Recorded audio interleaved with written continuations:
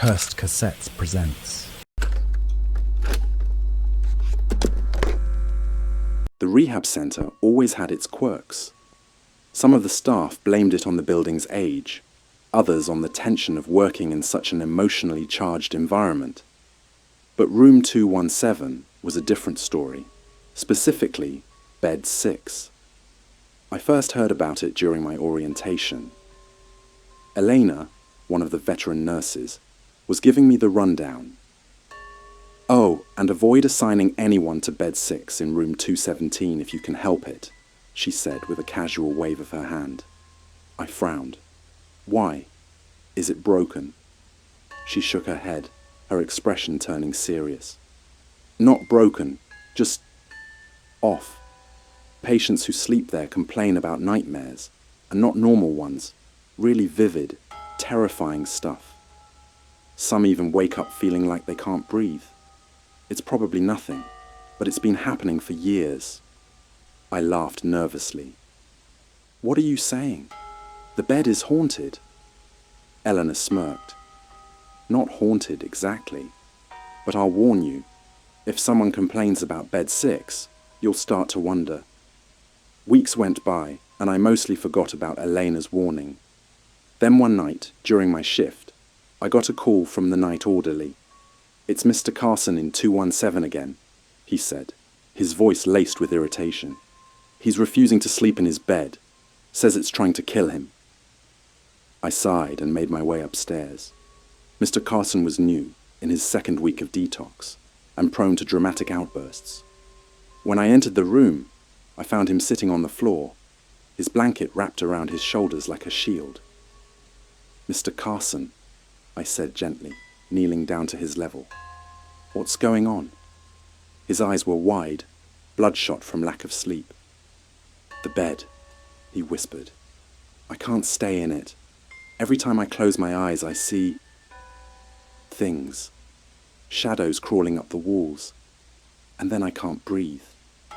It feels like someone's sitting on my chest, holding me down." I glanced at the bed. It looked perfectly normal. "Nightmares can feel really real during detox," I said, trying to reassure him. "It's your body adjusting." "It's not just nightmares," he snapped. "I'm telling you, it's the bed. I've slept in other rooms here. This only happens in this one." The next day, I mentioned the incident to Dr. Patel. "We've had similar complaints from other patients," she admitted, "always about bed 6. I've chalked it up to paranoia or detox symptoms, but maybe we should look into it." Elena overheard and chimed in. "Why don't you just throw the damn thing out? It's been a problem for years." Dr. Patel frowned. "Beds aren't cheap, Elena. If there's an actual issue, we need to find it." That evening, I decided to check the bed myself. After Carson had been reassigned to a different room, I stripped it down to the mattress, running my hand over the surface. Everything felt fine. No lumps, no broken springs. Then I noticed the smell. It was faint, but distinct. A damp, musty odor coming from the underside of the mattress. My stomach churned as I flipped it over. The bottom was dotted with dark green and black patches of mold, spreading in uneven patterns like a sickly infection. I called Dr. Patel immediately.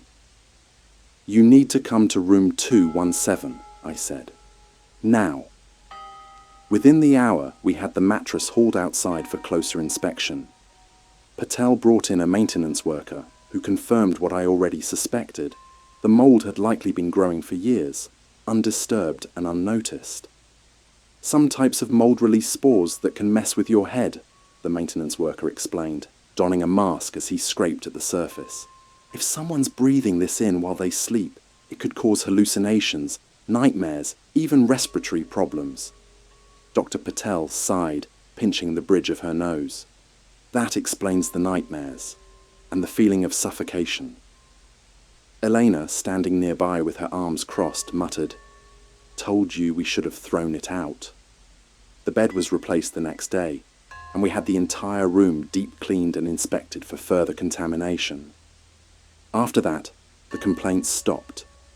Patients who had once dreaded room 217 now slept soundly. Still, the incident left me shaken. It wasn't a ghost or a curse haunting that bed. It was something much more real and much more insidious. To this day, I can't look at an old mattress without wondering what might be lurking beneath the surface. The scariest things I've learned aren't always supernatural. Sometimes it's the things we overlook, the things right in front of us, that pose the greatest danger.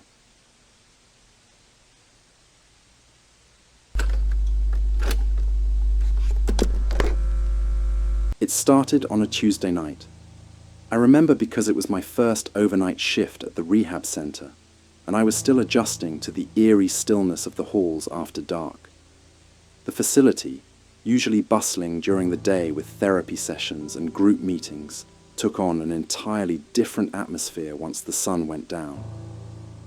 Around 2 a.m., as I sat at the nurse's station flipping through patient charts, I heard it for the first time. A faint, desperate cry for help. "Help me!"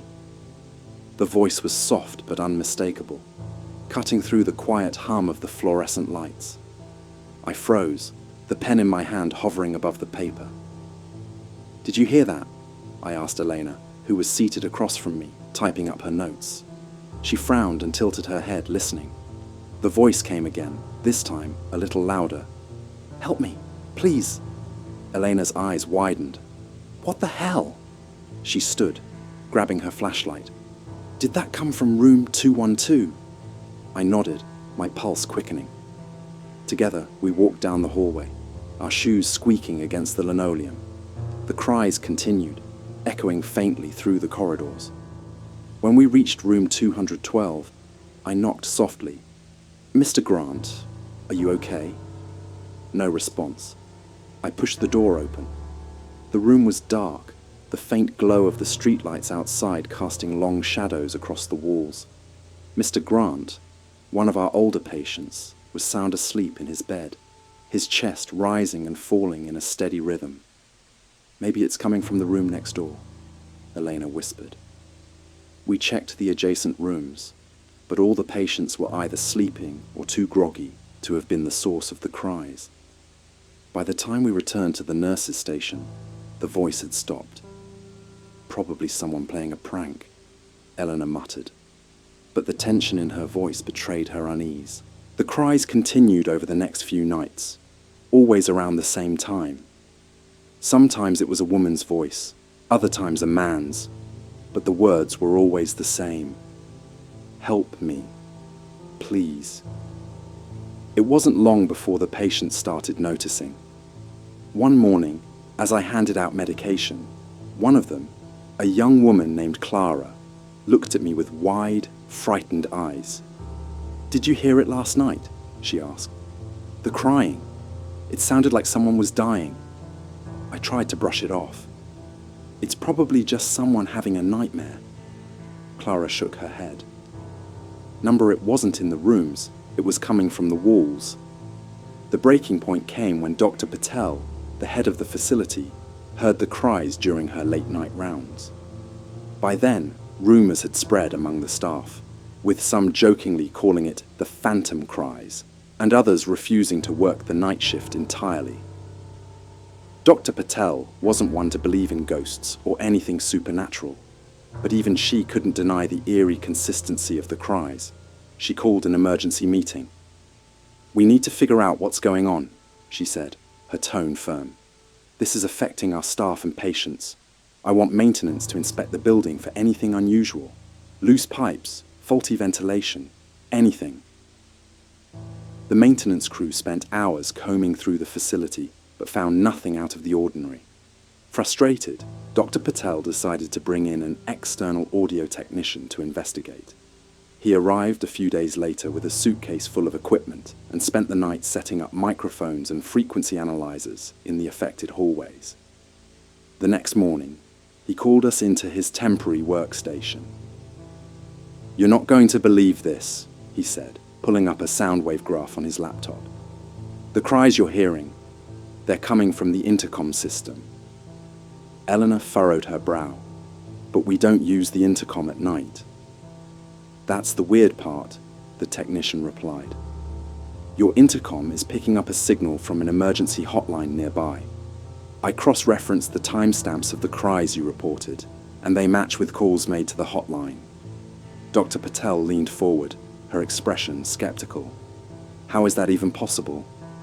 The technician shrugged. The system is old, and the wiring is likely unshielded. It's acting like an antenna, picking up the distress calls and broadcasting them through your speakers. By the end of the week, the intercom system had been replaced, and the cries stopped for good. The patients began to relax, and the staff slowly returned to their usual routines.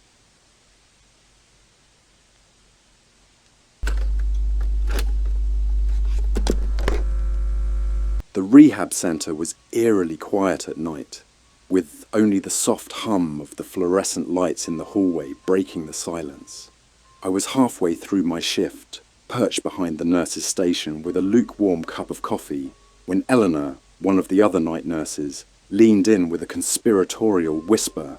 "Have you heard about the phantom nurse?" she asked, her voice barely audible. I raised an eyebrow, setting my coffee down. "Phantom nurse? Sounds like a campfire story." Eleanor smirked, but her eyes betrayed unease. "The patients keep talking about a nurse named Rebecca. They say she checks on them late at night. But we don't have anyone named Rebecca on staff, do we?" I shook my head. "Not since I started here. Sounds like detox dreams to me." "Yeah, that's what I thought too," Elena replied, glancing nervously toward the patient wing. "But it's odd, right? They're all describing the same person. An older uniform, black hair tied back. And her name tag always says, Rebecca." I frowned. Patients' stories didn't usually line up so neatly. I dismissed it for the moment, chalking it up to the kind of shared delusion that sometimes spreads in places like this. The next night, things got weirder. "That nurse was here again," one of the patients, Miguel, said during his morning session. "Rebecca, she gave me some extra meds, told me not to say anything." I froze, clipboard in hand. "Extra meds? Miguel, are you sure?" He nodded, his eyes glassy. "She said I looked like I needed it, but she didn't use the usual cart. She just pulled it out of her pocket."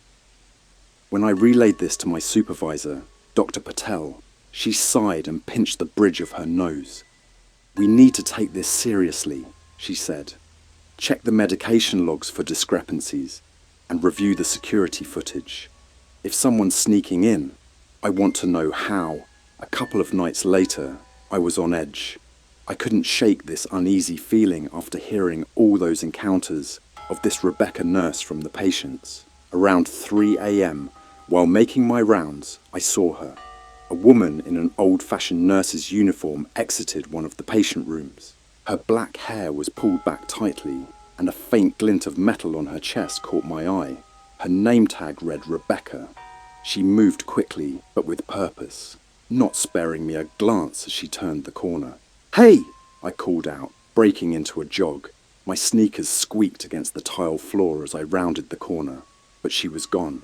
The hallway was empty, every door locked, and there was no sound except my own laboured breathing. I reported the sighting immediately.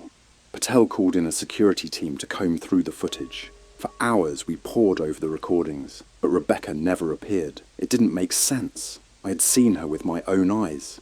"Could she know where the cameras are?" Elena asked, her voice trembling. "Maybe," Patel said, her tone grim. "Let's focus on the med logs. That's where we found the first clue. Missing doses of opioids and sedatives. Not enough to notice at a glance, but enough to suggest a pattern. Rebecca, or whoever she was, wasn't just sneaking in. She was stealing." The final piece of the puzzle came when we checked the employee records. There had been a nurse named Rebecca who worked at the centre 3 years ago. She was fired after being caught stealing medication for personal use. She had the knowledge of the building, the routines, and the blind spots. "She's using her old uniform to blend in," I said, a cold chill running down my spine. "That's how she avoids suspicion." 2 nights later, security set a trap. We left the hallways unmonitored, hoping to lure Rebecca into thinking the coast was clear. Around 2 a.m., a shadow moved past one of the patient rooms. The team sprang into action, cornering her near the stairwell. It was her, Rebecca. The uniform, the hair, even the name tag. It all matched. She looked more dishevelled up close, her eyes wide and desperate as she clutched a bag stuffed with stolen meds. "I wasn't hurting anyone," she shouted, her voice breaking. "I was helping them." Rebecca was arrested, and the locks and security protocols at the rehab centre were overhauled. The patients eventually stopped talking about the phantom nurse. But I couldn't forget how close we had all been to her for weeks, maybe months. The scariest part wasn't the mystery or the idea of a ghost nurse. It was knowing that someone so desperate and unpredictable had been walking among us unseen.